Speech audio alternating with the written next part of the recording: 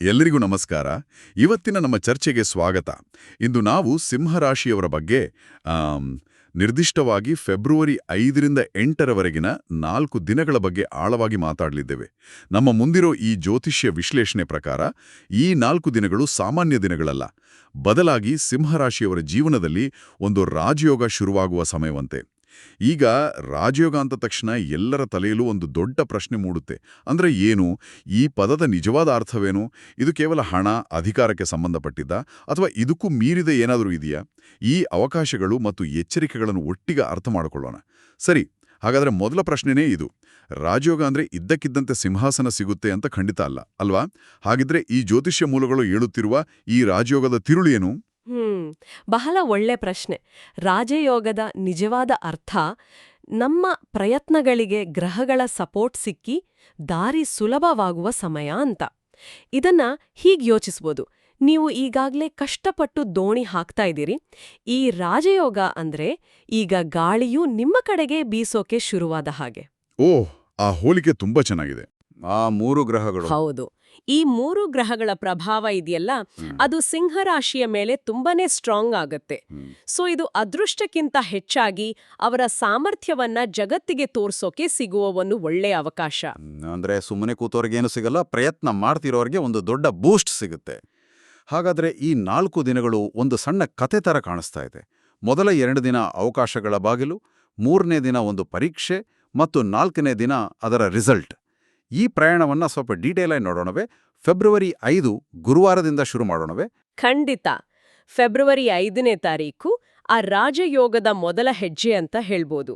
ಕಳೆದ ಒಂದು 18 ದಿನಗಳಿಂದ ಸಿಂಹರಾಶಿಯವರಿಗೆ ಯಾವುದೋ ಒಂದು ರೀತಿ ಅತೃಪ್ತಿ, ಕೆಲ್ಸಗಳು ಮುಂದೆ ಹೋಗ್ತಿಲ್ಲ ಅನ್ನೋ ಫೀಲಿಂಗ್ ಇರಬಹುದು. ಒಂದು ರೀತಿಯ ಸ್ಟಕ್ ಆದ ಹಾಗೆ. ಎಕ್ಸಾಕ್ಟ್ಲಿ.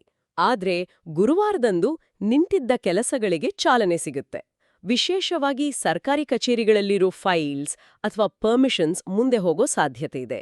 ಅಂದು ಅವರ ಮಾತಿಗೆ ಒಂದು ವಿಶೇಷವಾದ ತೂಕ ಬರುತ್ತೆ. ಓಕೆ.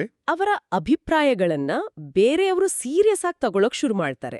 ಹಾಗಾದ್ರೆ ಶುಕ್ರವಾರ ಅಂದ್ರೆ ಫೆಬ್ರವರಿ 6ರಂದು ಈ ಪ್ರಭಾವ ಇನ್ನೂ ಜಾಸ್ತಿ ಆಗತ್ತಾ? ಇಲ್ಲಿ ಶುಕ್ರನ ಪಾತ್ರ ಏನು? ಹೌದು. ಶುಕ್ರವಾರದಂದು ಶುಕ್ರನ ಪ್ರಭಾವದಿಂದ ಜೀವನದಲ್ಲಿ ಸೌಕರ್ಯ, ವಿಲಾಸ ಮತ್ತು ಗೌರವ ಹೆಚ್ಚಾಗೋ ಸೂಚನೆಗಳಿವೆ. ಅಂದು ಸಿಗೋ ಒಂದು ಅವಕಾಶ ಇದೆಯಲ್ಲ, ಅದು ಮೊದಲು ನೋಡೋಕೆ ಚಿಕ್ಕದಾಗಿ ಕಾಣಿಸಬಹುದು. ಉದಾಹರಣೆಗೆ, ಯಾರೋ ಒಬ್ರು ಹೇಳಿದ ಮಾತು, ಬಂದ ಒಂದು ಇಮೇಲ್ ಅಥವಾ ಒಂದು ಸಣ್ಣ ಜವಾಬ್ದಾರಿ. ಆದ್ರೆ ಭವಿಷ್ಯದಲ್ಲಿ ಅದೇ ಒಂದು ದೊಡ್ಡ ಟರ್ನಿಂಗ್ ಪಾಯಿಂಟ್ ಆಗತ್ತೆ. ಅದನ್ನ ಗುರ್ತಿಸುವುದೇ ಅಂದಿನ ಚಾಲೆಂಜ್. ಹೌದು. ಹಾಗಾದ್ರೆ ಮೊದಲ 2 ದಿನಗಳು ಬಹಳ ಪಾಸಿಟಿವ್ ಆಗಿವೆ. ಆದರೆ ಶನಿವಾರ ಫೆಬ್ರವರಿ 7 ಒಂದು ಪರೀಕ್ಷೆಯ ದಿನ ಅಂತ ಹೇಳಿದ್ರಿ. ಅಲ್ಲಿ ಏನ್ ನಡೀಬಹುದು? ಅಲ್ಲಿ ಶನಿಗ್ರಹದ ಪಾತ್ರ ಮುಖ್ಯವಾಗತ್ತೆ. ಶನಿ ಅಂದ್ರೆ ನ್ಯಾಯ ಮತ್ತು ಕರ್ಮದ ಪ್ರತೀಕ ಅಲ್ವಾ? ಹೌದು.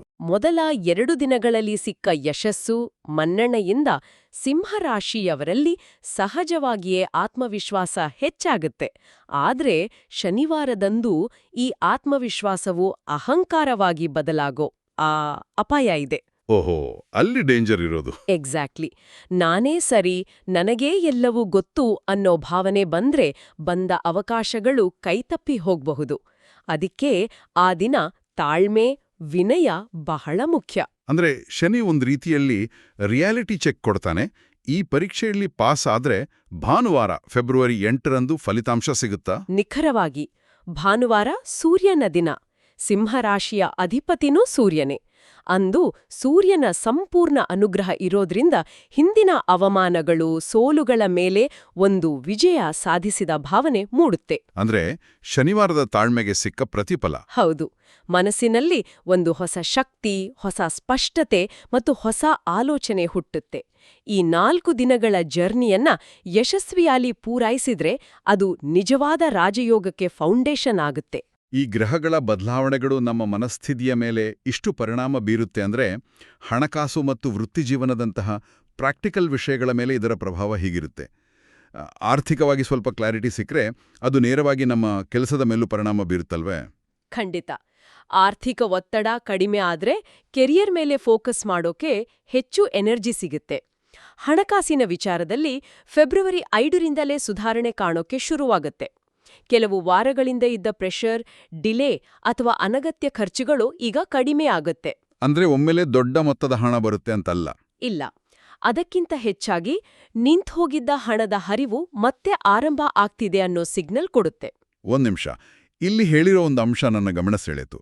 ಫೆಬ್ರವರಿ 6ರಂದು ಕೆಲವರಿಗೆ 5,000ದಿಂದ 50,000 ರೂಪಾಯಿಗಳವರೆಗೆ ಅನಿರೀಕ್ಷಿತ ಲಾಭ ಸಿಗಬಹುದು ಅಂತ, ಆದರೆ ಅದು ಅವರವರ ಹಿಂದಿನ ಕರ್ಮದ ಫಲವನ್ನು ಅವಲಂಬಿಸಿರುತ್ತೆ ಅಂತ ಹೇಳಲಾಗಿದೆ. ಅಂದ್ರೆ ಇದು ಎಲ್ಲರಿಗೂ ಅಪ್ಲೈ ಆಗಲ್ಲ ಅಲ್ವಾ? ಇದು ಬಹಳ ಕ್ಯೂರಿಯಸ್. ಹೌದು, ಇದು ಬಹಳ ಮುಖ್ಯವಾದ ಪಾಯಿಂಟ್. ಜ್ಯೋತಿಷ್ಯದಲ್ಲಿ ಎಲ್ಲವೂ ಹೀಗೇನೆ. ಗ್ರಹಗಳು ಕೇವಲ ಅವಕಾಶದ ಬಾಗಿಲನ್ನ ತೋರಿಸ್ತವೆ.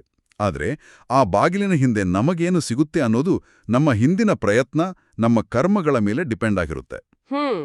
ಆದ್ರೆ ಮತ್ತೆ ಫೆಬ್ರವರಿ 7 ಶನಿವಾರದಂದು ಜಾಗರೂಕತೆ ಬೇಕು. ಅಂದು ಹಣದ ವಿಷಯದಲ್ಲಿ ಯಾವುದೇ ಆತುರದ ನಿರ್ಧಾರ ಬೇಡ. ಸಾಲ ಕೊಡೋದು, ತೆಗೆದುಕೊಳ್ಳೋದು, ಈ ರೀತಿ. ಹೌದು, ಸಾಲ ಕೊಡೋದು, ಅನಗತ್ಯ ಖರ್ಚು ಮತ್ತು ಕ್ಲಾರಿಟಿ ಇಲ್ಲದ ಇನ್ವೆಸ್ಟ್ಮೆಂಟ್ಸ್ ಎಲ್ಲವನ್ನೂ ಅವಾಯ್ಡ್ ಮಾಡಬೇಕು. ಆ ದಿನ ಬಂದ ಹಣ ಕೈಯಲ್ಲಿ ನಿಲ್ದೇ ಹೋಗೋ ಸಾಧ್ಯತೆ ಇರೋದ್ರಿಂದ ಉಳಿತಾಯದ ಕಡೆ ಗಮನ ಕೊಡೋದು ಉತ್ತಮ. ಸರಿ, ಹಣಕಾಸಿನ ಏರಿಳಿತಗಳ ನಂತರ ಫೆಬ್ರವರಿ 8ರಂದು ಸ್ಥಿರತೆ ಸಿಗುತ್ತಾ? ಹೌದು, ಭಾನುವಾರದಂದು ಆರ್ಥಿಕವಾಗಿ ಒಂದ್ ರೀತಿಯ ಮಾನಸಿಕ ನೆಮ್ಮದಿ ಸಿಗುತ್ತೆ. ಹಣವನ್ನ ಹೇಗೆ ಮ್ಯಾನೇಜ್ ಮಾಡಬೇಕು, ಮುಂದಿನ ಯೋಜನೆ ಏನು ಅನ್ನೋ ಸ್ಪಷ್ಟತೆ ಬರುತ್ತೆ.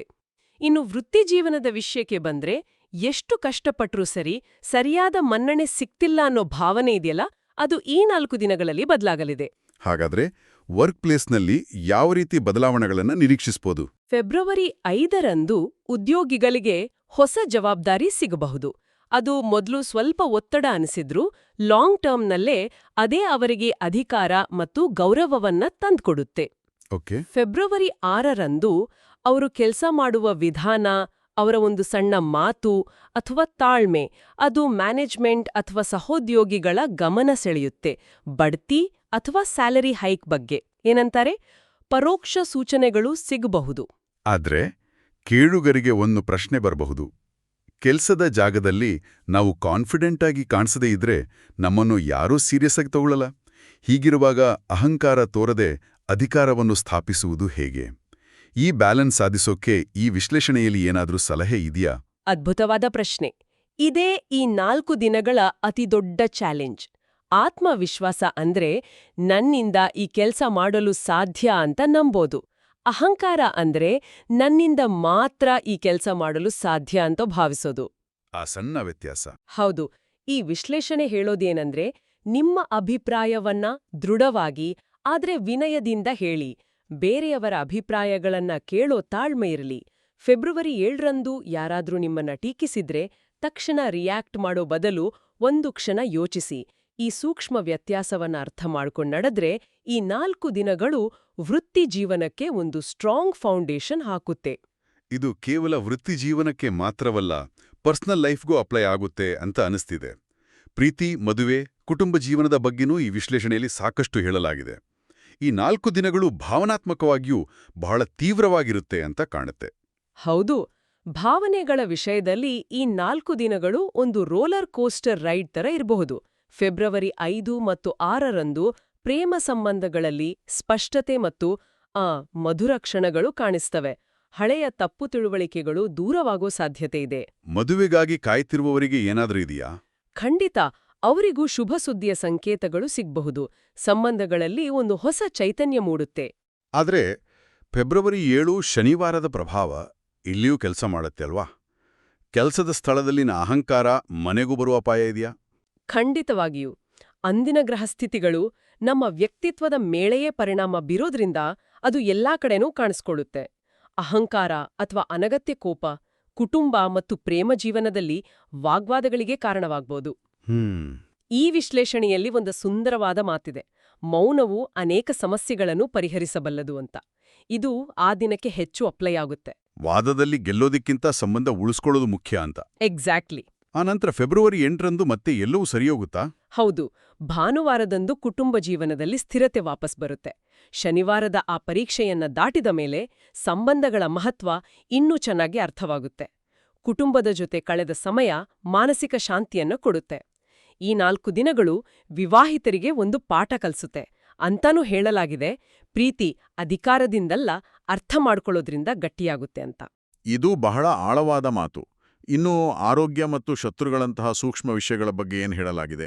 ಸಿಂಹರಾಶಿಯವರ ನೇರ ಸ್ವಭಾವ ಕೆಲವೊಮ್ಮೆ ಅವರಿಗೆ ಗೊತ್ತಿಲ್ಲದ ಹಾಗೆ ಶತ್ರುಗಳನ್ನು ಸೃಷ್ಟಿಸುತ್ತನ್ನೋ ಮಾತಿದೆಯಲ್ಲ? ಹೌದು.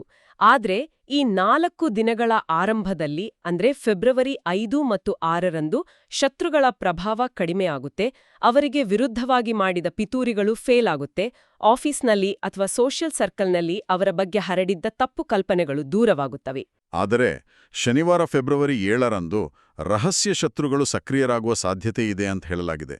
ಇದರ ಅರ್ಥವೇನು?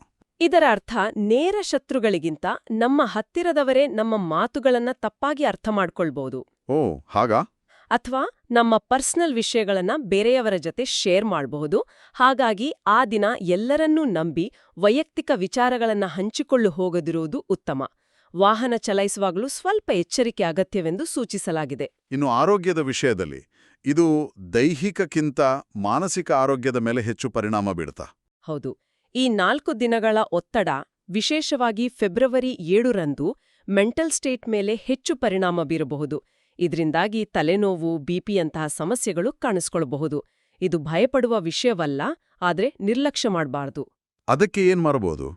ಮನಸ್ಸನ್ನ ಶಾಂತವಾಗಿ ಇರಿಸ್ಕೊಳ್ಳೋಕೆ ಧ್ಯಾನ ಅಥವಾ ಸಂಗೀತದಂತಹ ಚಟುವಟಿಕೆಗಳಲ್ಲಿ ತೊಡಗಿಸ್ಕೊಳ್ಳೋದು ಉತ್ತಮ ಅಂತ ಸೂಚಿಸಲಾಗಿದೆ. ಈ ವಿಶ್ಲೇಷಣೆಯ ಒಂದು ಇಂಟ್ರೆಸ್ಟಿಂಗ್ ಸಂಗತಿ ಎಂದರೆ ಇದು ಕೇವಲ ಭವಿಷ್ಯ ನುಡಿಯುತ್ತಿಲ್ಲ. ಈ ಅದೃಷ್ಟವನ್ನ ಹೇಗೆ ಬಳಸ್ಕೊಳ್ಬೇಕು ಅನ್ನೋದರ ಬಗ್ಗೆ ಗೈಡೆನ್ಸ್ ಕೂಡ ಕೊಡ್ತಿದೆ. ಕೇವಲ ಏನಾಗತ್ತೆ ಅಂತಲ್ಲ, ಏನು ಮಾಡಬೇಕು ಅಂತಾನೂ ಹೇಳ್ತಿದೆ. ನಿಖರವಾಗಿ ಇದೇ ಜ್ಯೋತಿಷ್ಯದ ನಿಜವಾದ ಉದ್ದೇಶ. ಇದು ಕೇವಲ ಭವಿಷ್ಯ ಹೇಳೋದಲ್ಲ, ಬದಲಾಗಿ ನಮ್ಮನ್ನ ಸಿದ್ಧಪಡಿಸೋದು. ಉದಾಹರಣೆಗೆ, ಅದೃಷ್ಟ ಸಂಖ್ಯೆಗಳು, ಬಣ್ಣಗಳ ಬಗ್ಗೆ ವಿವರಗಳಿವೆ.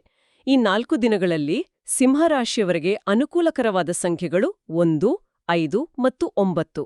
1 ಸೂರ್ಯನ ಸಂಖ್ಯೆ, 5 ಬುಧನ ಸಂಖ್ಯೆ, 9 ಮಂಗಳನ ಸಂಖ್ಯೆ.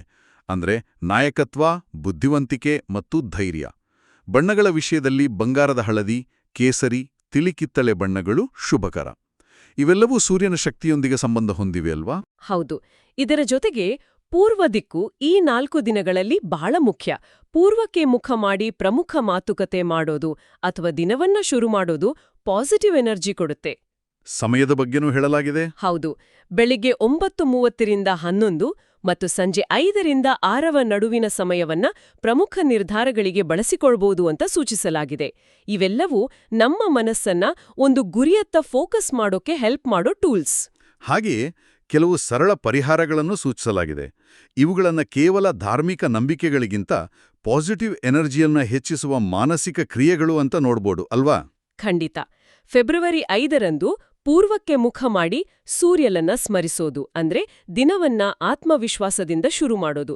ಫೆಬ್ರವರಿ 6ರಂದು ಮಾತಿನಲ್ಲಿ ಶಕ್ತಿ ಇರೋದ್ರಿಂದ ಸಕಾರಾತ್ಮಕವಾಗಿ ಮಾತಾಡೋದು, ಇದು ನಮ್ಮ ಸುತ್ತಲಿನ ವಾತಾವರಣವನ್ನೇ ಬದಲಾಯಿಸುತ್ತೆ.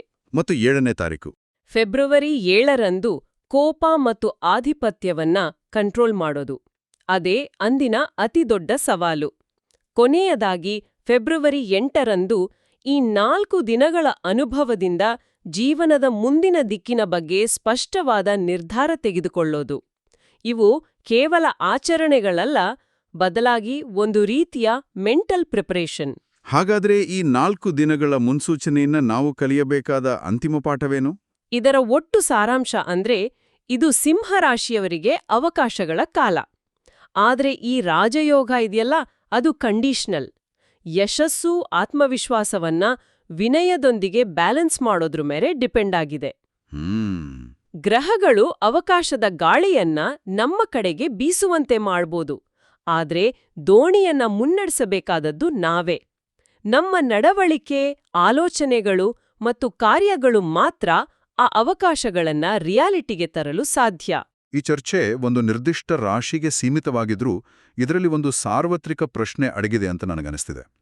ನಮ್ಮೆಲ್ಲರ ಜೀವನದಲ್ಲೂ ಇಂತಹ ಸಣ್ಣ ಅವಕಾಶಗಳ ಕಿಟಿಕಿಗಳು ತೆರೆದುಕೊಳ್ಳುತ್ತವೆ. ಆದರೆ ಆ ಅವಕಾಶಗಳನ್ನು ನಾವು ಗುರುತಿಸುತ್ತಿದ್ದೇವೆ ಮತ್ತು ಗುರುತಿಸಿದಾಗ ನಮ್ಮ ಅಹಂಕಾರವನ್ನ ಬದಿಗಿಟ್ಟು ಅವುಗಳನ್ನು ಬಳಸಿಕೊಳ್ಳಲು ನಾವು ಸಿದ್ಧರಿದ್ದೇವೆಯಾ? ಬಹುಶಃ ಯೋಚಿಸಬೇಕಾದ ವಿಷಯ.